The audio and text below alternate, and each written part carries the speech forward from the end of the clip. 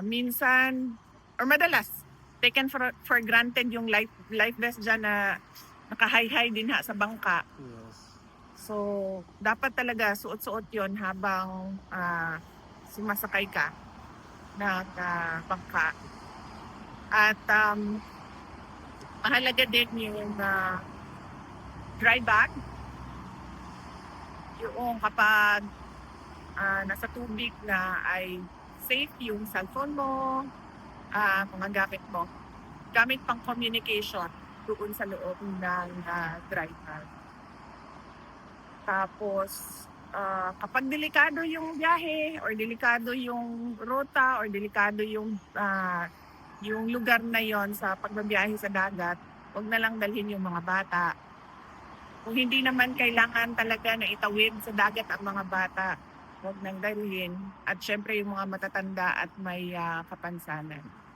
So, yun yung mga paalala natin sa ating mga kababayan. Lalong-lalo na paparating na ang summer ngayong March. Madami na ang magbabakasyon at tatawid ng dagat at maliligo ng dagat. Kailangan ulit-ulitin nila ang mga paalala para sa kanilang kaligtasan sa dagat.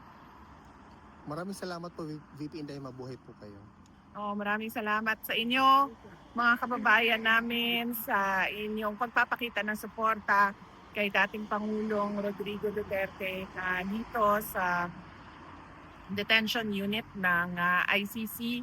At syempre, lalong-lalo na ngayong araw na ito dahil hindi maganda yung balita sa kanyang kaso at nandito kayo para magbigay ng moral support sa kanya. At sigurado ako na may kwento yon ng abogado niya na pumasok ngayon doon si Atty. Thank you, VP. Thank you!